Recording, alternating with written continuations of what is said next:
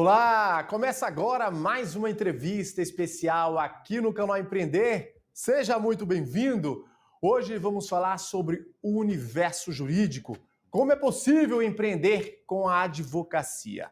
E para esse bate-papo, para essa entrevista, a gente convidou a Gisele Caraçaua, CEO do VLK Advogados. Gisele, seja bem-vinda aqui ao canal Empreender para esse bate-papo, para essa entrevista especial. Olá, Bruno, tudo bem? Muito obrigada pelo convite.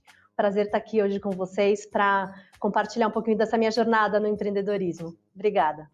De nada, a gente que tem uma honra, é um prazer te receber aqui para essa conversa. Gisele, o setor de advocacia tem passado aí por uma série de mudanças, de transformações em razão das novas tecnologias. Ou seja, os advogados hoje, eles de fato precisam se adaptar, né? Perfeito. É isso mesmo, Bruno. Hoje a gente enxerga que a advocacia como um todo, né, ela precisa se reinventar. Né? Hoje a gente precisa realmente conversar, ter uma interlocução com o cliente, entender o que ele precisa, porque muitos e muitos anos a advocacia foi colocada ali como um pedestal em que era bonito falar difícil, era bonito falar palavras super técnicas e ninguém entendia, né? Então, hoje a gente passa por uma virada de chave muito importante, em que o direito ele precisa ali ter uma forma de pensar diferente, um mindset diferente, né, muito voltado ali para o que a gente fala de user experience. Então a gente como advogada, a gente está sendo muito desafiado até para beber de outras fontes, né? Eu particularmente tenho estudado muito sobre as questões de design, legal design, para justamente ter uma interação muito melhor e muito mais profunda com os nossos clientes e atender de fato o que eles precisam. Falando um pouquinho agora, Gisele, do empreendedorismo, a gente sabe o quanto que esse segmento, né, essa cadeia da economia, né, da economia produtiva brasileira tem crescido nos últimos anos, ainda mais em razão da pandemia, o quanto que pessoas deixaram de lado suas funções, suas profissões para empreenderem aqui no país. Como é que funciona na prática o empreendedorismo nesse mundo, nesse universo da advocacia? Olha, Bruno, eu vou dizer para você que a gente, hoje como CEO líder de um escritório que é focado em tecnologia, para a gente realmente a pandemia ela foi uma mudança de chave muito importante e relevante, porque os negócios que não eram digitais passaram a ter que, enfim, mudar de plataforma e ir para um online, né, que a gente diz. Então, todos os negócios tiveram que fazer essa curva forçada, os que não estavam presentes nesse universo digital. Então, para a gente aqui, que trabalha com essa área de direito digital, foi uma virada que é claro que houve uma tristeza, porque pandemia foi um período muito difícil, as pessoas tiveram que ficar reclusas em casa, toda a forma de trabalho teve que ser revisitada, repensada, mas para a área do direito digital, isso acabou alavancando muitos negócios. Então, foi um período que foi, acho que na contramão de outras áreas, né, de negócio, a gente enxergou aqui que houve realmente um grande aumento de demandas, né, para justamente ajudar os nossos clientes a fazer essa virada para o mundo digital, então fortalecer a sua atuação digital de maneira segura, juridicamente segura. E para vocês, profissionais aí do direito, como se tornar um advogado, uma advogada, empreendedor, empreendedora? Uma palavra difícil, né? Uma coisa que a gente escuta é que empreender no Brasil não é para amador, né? Então, realmente é muito... o mercado hoje, quando a gente olha especificamente para o mercado da advocacia, é um mercado hoje muito grande, muito disputado. A gente tem, claro, advogados de todos os níveis, advogados né, não tão especializados, mas a gente tem muito advogado bom hoje no mercado, né? Então, realmente é um desafio. O que eu digo aqui, né, talvez como uma dica para quem está começando agora e que tem essa vontade de empreender na área de advocacia, é pensar diferente, né? Como no comecinho da nossa conversa eu falei, né? A gente tem que repensar, está no momento de repensar a advocacia como algo que seja de fato, ali agregador para os nossos clientes. Então, um dos nossos lemas aqui do escritório, como a gente trabalha especificamente com inovação, é ter esse olhar do direito como impulsionador de negócios, né? Então, tirar aquele estigma de, lá vem o advogado me fala não, eu vou com um projeto bacana e o advogado vai me falar não. Não, vamos sentar junto, vamos pensar com cabeça focada em negócio e vamos dar um jeito de trazer segurança jurídica para o nosso cliente, né? Mas de maneira arrojada, de maneira criativa, né? De maneira a viabilizar negócios. E qual seria aí o perfil, ou melhor, as características de um advogado empreendedor? Eu acho que o primeiro ponto, advogado para ser empreendedor, ele precisa ser criativo. Antes de tudo, falando sobre técnica, né? Técnica acho que é algo que é default. Você tem que ter técnica para realmente trazer ali um serviço diferenciado para o seu cliente. Mas vai muito além da técnica. Não basta você ser um ótimo advogado, extremamente técnico, e você não ter ali a criatividade e a resiliência que o empreendedor precisa. Acho que criatividade e resiliência são dos principais ingredientes aqui que eu posso elencar para você como relevantes. E trazendo agora um pouquinho desse mundo digital, desse universo de transformação tecnológica, falando agora do direito digital, o que é que mudou nessa área de vocês com esse direito digital? Bruno, o que eu vou te dizer é que não é que o que mudou, é o que continua mudando sempre, né?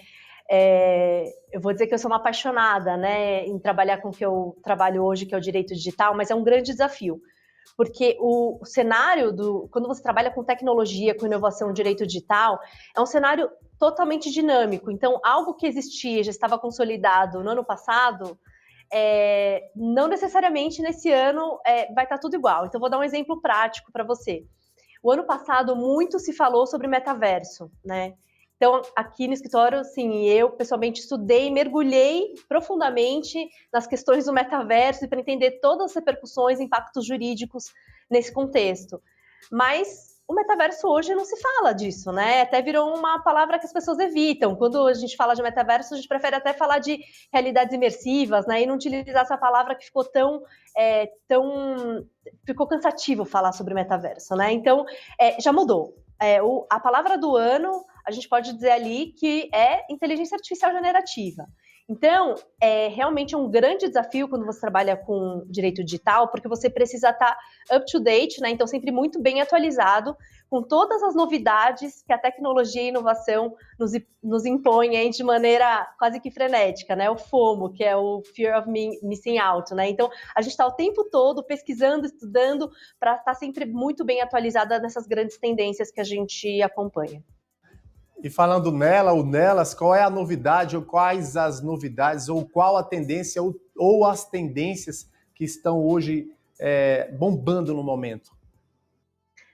Acho que não tem como não falar de inteligência artificial, né, Bruno? A gente tem acompanhado aí que a inteligência artificial ela impacta de maneira multissetorial, ou seja, todos os setores estão ali sendo impactados pela inteligência artificial. E aí foi até interessante destacar que a Goldman Sachs publicou uma pesquisa na qual ela avalia a porcentagem de como a inteligência artificial vai impactar os diversos setores no mercado, né? E o setor jurídico é o segundo mais impactado, com 44% das atividades que poderiam ser automatizadas e poderiam ser impactadas por meio da inteligência artificial. Então, inteligência artificial é algo que não tem como não dizer, como é uma tendência forte, sempre foi uma tendência, mas agora mais do que nunca, né? E a gente aqui do lado consultivo, quando a gente olha para essas questões dos nossos clientes, não somente embarcar a tecnologia de inteligência artificial na nossa operação, mas também entender muito bem das tecnologias que os nossos clientes eles querem colocar nos mais diversos setores, né? Então, a gente tem clientes no setor alimentício, de mobilidade, enfim, nos diversos setores, e a gente precisa estar muito bem atualizada para acompanhar todas as tendências e para ajudar na avaliação de riscos e como mitigar esses riscos nos negócios dos nossos clientes, né? Então, acho que essa é uma das grandes tendências que a gente fala.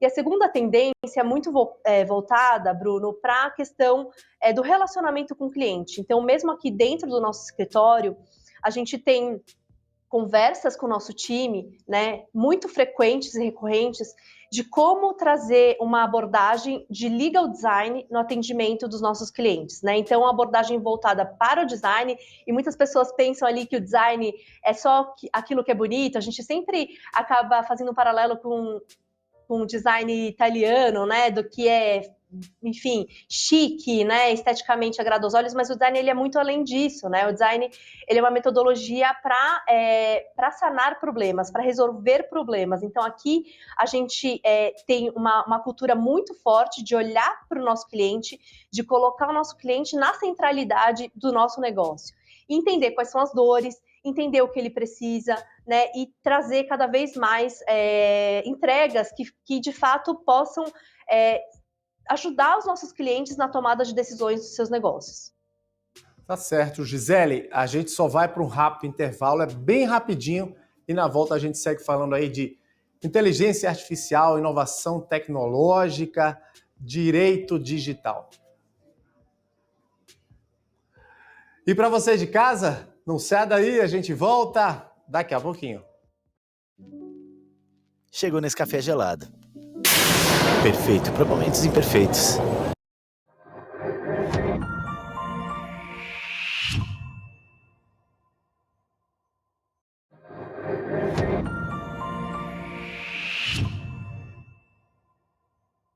Estamos de volta com essa entrevista especial aqui no canal Empreender, hoje falando sobre a possibilidade de você, empreendedor, querer aí apostar, investir nesse mercado do mundo jurídico, e a gente segue aqui falando com a Gisele Caraçal, a CEO do VLK Advogados.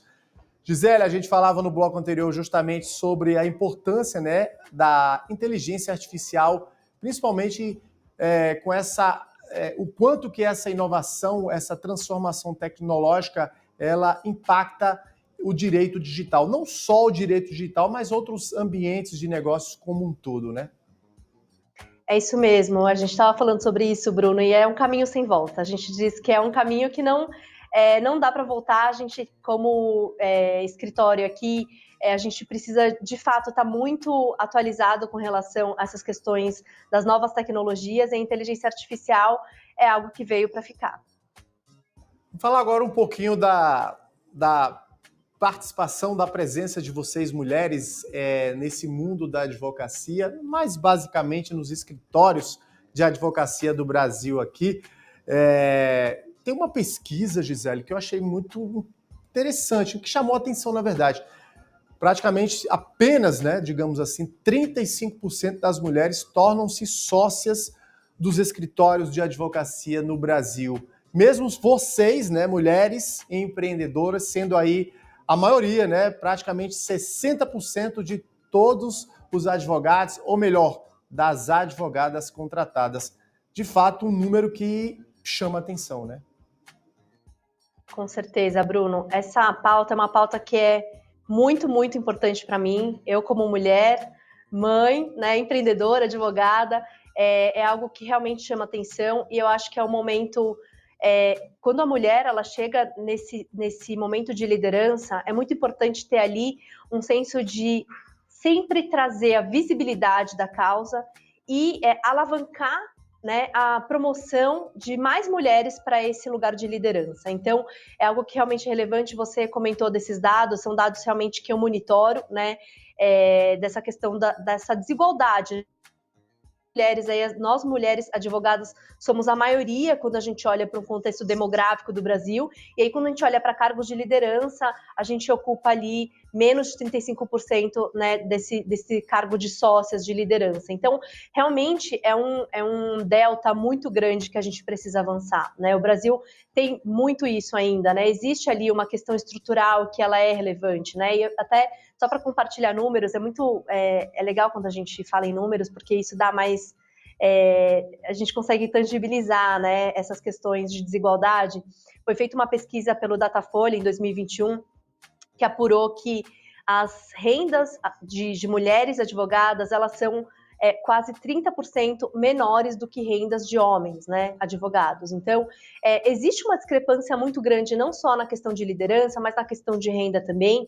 Então, essa bandeira da liderança feminina é algo que é muito importante para mim, e acho que o primeiro ponto é reconhecer essa situação de desequilíbrio e trazer essa pauta para dentro dos escritórios para se discutir. E o segundo ponto, o segundo passo é, de fato, promover atividades, ações afirmativas, né, como, por exemplo, possibilidade de trabalho híbrido, né, para as mulheres, mas não só para as mulheres, né? Acho que é algo que, com a pandemia, é algo que veio para ficar.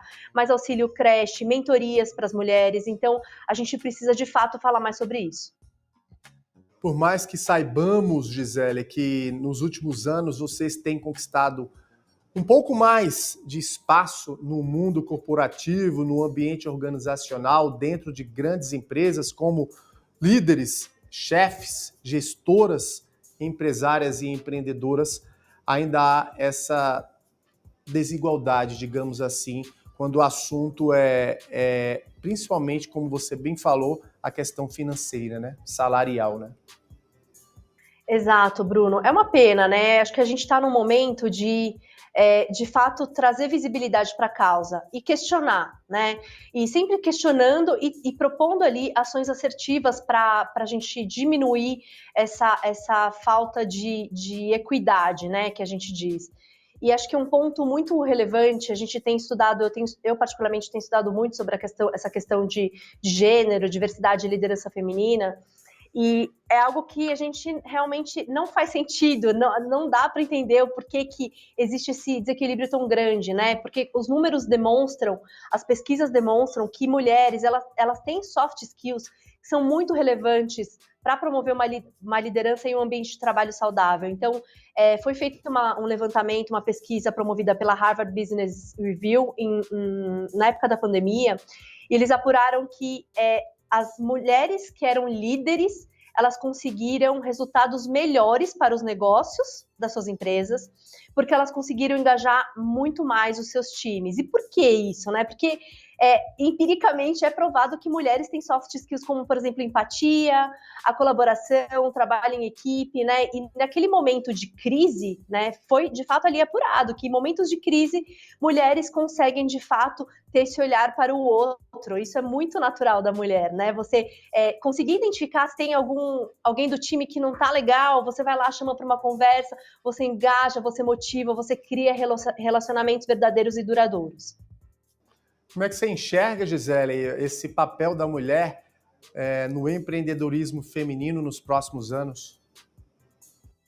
Olha, Bruno, a gente tem uma milha muito grande para percorrer, mas até olhando a evolução, né, do mercado, a gente consegue ver que tem ali um horizonte importante, né, e as mulheres estão conseguindo ganhar espaço, e pode parecer até um pouco clichê falar isso, mas a gente foi, enfim, eu tenho aqui 41 anos, posso falar, né, não é segredo para ninguém, mas nós mulheres fomos, quando a gente era pequena, a gente tinha muito aquela questão da competição feminina e tal, e aí eu realmente, ao longo da minha carreira, comecei a entender e ver que teve uma virada de chave muito grande, que é essa palavra que eu falei, clichê, da sororidade, né? Era algo que não era falado antes, né? Essa palavra sororidade. E hoje eu vejo, na prática, né, situações de sororidade muito, muito grandes aqui, entre colegas, entre amigas, entre mulheres que querem, de fato, puxar e alavancar a carreira de outras mulheres. Então, eu vejo que a gente tem ali uma longa jornada, mas eu já vejo grandes mudanças pela frente. Que bacana, parabéns, viu, Gisele? E como aqui estamos falando, né, também num futuro próximo, eu queria que você nos trouxesse para quem está nos assistindo quais as principais tendências para os próximos anos, ou melhor, o que esperar para os próximos anos?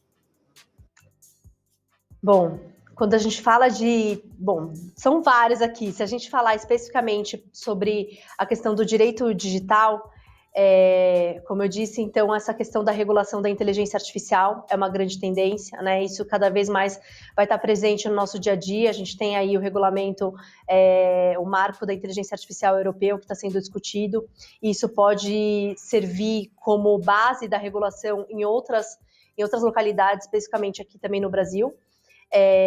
Outra tendência, essa tendência que eu comentei com vocês, que é a inovação impulsionando negócios, inclusive os negócios jurídicos, né? Então, quando a gente fala de inovação, a gente liga muito à tecnologia, mas não necessariamente aqui a gente está falando somente de ferramentas tecnológicas, mas abordagens diferentes, né, a se empregar na tecnologia com, por exemplo, metodologias de legal design, né? E essa questão da transparência e ética. Acho que isso não é uma tendência, né? Mas é algo que precisa estar presente em todos os negócios, especialmente ainda mais na advocacia.